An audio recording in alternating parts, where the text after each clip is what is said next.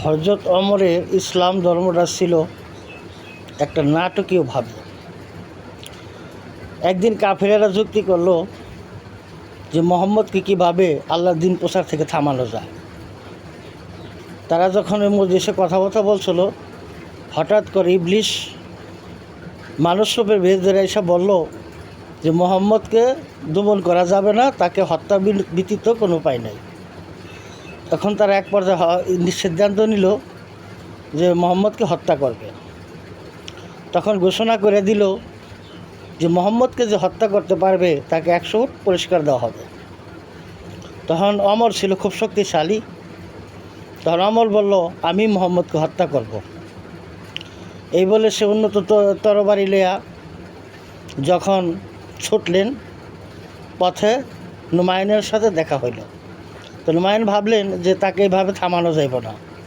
তখন বলতেছে যে হযরত ওমর তুমি কোথায় যাইতেছ?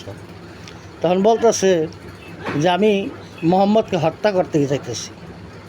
তখন বলল, আগে তোমার ঘরের খবর নাও, তোমার ভগ্নিপতি ফাতেমা তো ইসলাম ধর্ম গ্রহণ করছে। যখন ফাতেমার ঘরে রাগনীতি হয়ে গেলেন, ওই টাইমে ফাতেমা কোরআন পড়তেছিল। যখন কপটে লক করলেন, দরজায় লক করলেন, তখন ফাতেমা কোরআনটা ঢুকাই ফেলাইল। তখন হযরত ওমর ঘরে ঢুকা বলতেছিল যে তুমি কি পড়ছালা, খুঁজতেছিল।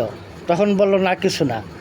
তখন হযরত আলীকে যখন মারধর শুরু করে দিল, হযরত ফাতেমা হযরত আলীর উপর করে পড়লো তাকে বাঁচানোর জন্য। তো দুজনের রক্ত তোজন হয়ে গেল।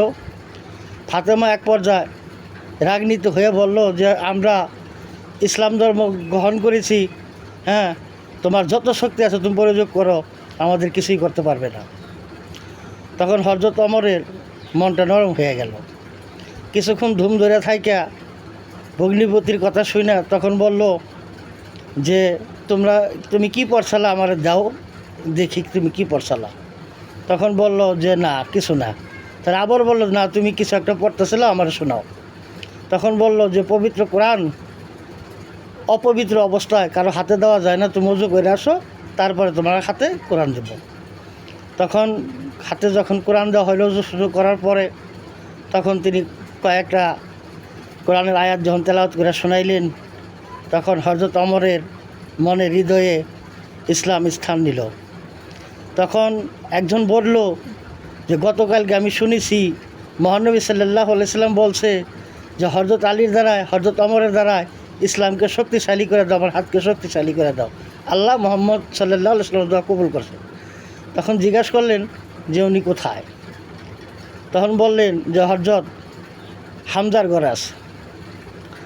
তখন হামজার ঘরে যায় যখন উন্নত তরবারি নিয়ে গেলেন, হামজা তখন দরজার সামনে দাঁড়ালেন যে ওমর তুমি যদি সৎ উদ্দেশ্যে এসে থাকো তো ভালো, যদি অসৎ উদ্দেশ্যে এসে থাকো তাহলে তোমার তরবারি দিয়ে তোমাকেই দ্বিখণ্ডিত করব। তখন রাসূল করিম সাল্লাল্লাহু আলাইহি সাল্লাম হযরত ওমরের মুখের দিক তাকিয়ে বলতেছিল যে ওকে আসতে দাও। যখন আসলেন তখন মহানবী সাল্লাল্লাহু আলাইহি সাল্লাম তাকে কোরআনের কয়েকটা আয়াত তেলাওয়াত করে শোনাইলেন, আর আস্তে আস্তে তার ভিতরে ইসলামের আলো ফুটে উঠল। তখন হযরত ওমর বলল, জিয়া রাসূল সাল্লাল্লাহু আলাইহি সাল্লাম, আজ থেকে আমি ইসলাম ধর্ম গ্রহণ করলাম, আপনার কলমা গ্রহণ করলাম, আশহাদু আল্লা লা ইলাহা ইল্লাল্লাহু মুহাম্মাদুর রাসূলুল্লাহ। হে আল্লাহ রাসূল, আমরা কি দিনের উপর প্রতিষ্ঠিত থাকবো না? আমরা গোপনে কেন আল্লাহর দিন করব? তখন মহানবী সাল্লাল্লাহু আলাইহি সাল্লাম বলেন, হ্যাঁ অবশ্যই আমরা ইসলাম কায়েম করব। তখন মহানবী সাল্লাল্লাহু আলাইহি সাল্লাম অন্তত খুশি হইলেন। আল্লাহ পাক রব্বুল আলামিনের দরবারে প্রার্থনা করলেন যে আল্লাহ মহানবী সাল্লাল্লাহু আলাইহি সাল্লামের দোয়া কবুল করলেন। তখন হযরত ওমর দৌড়াইয়া উন্নত তরবারি নিয়ে যখন ছুটলেন কাবা ঘরের দিকে, তখন কাবা ঘরে 360টা মূর্তি ছিল। তখন বলতেছিল কে আছে তার স্ত্রীকে বিধবা করতে চাইলে আমার তরবারির সামনে আসো, কে আসে তার সন্তানকে এতিম করতে চাইলে আমার তরবারির সামনে আসো। যখন দেখলো হযরত ওমর ইসলাম গ্রহণ করছে, সমস্ত কাফেরেরা স্তব্ধ হয়ে গেল। আল্লাহ পাক রব্বুল আলামিনের এটাই ইচ্ছা ছিল যে হযরত ওমরের দ্বারা যে এই ইসলামকে শক্তিশালী করবে, হযরত মহানবী সাল্লাল্লাহু আলাইহি সাল্লামের হাতকে শক্তিশালী করবে। এটাই ছিল আল্লাহর খেলা। আর এই জন্যই নাটকীয়ভাবে আল্লাহ পাক রব্বুল আলামিন হযরত ওমরকে ইসলাম কায়েম করাইছে। এটাই ছিল আল্লাহর খেলা। ভিডিওটা ভালো লাগে সবাই শেয়ার করবেন, লাইক শেয়ার অবশ্যই করবেন, সাপোর্ট করবেন, কমেন্ট করবেন। ধন্যবাদ সবাইকে।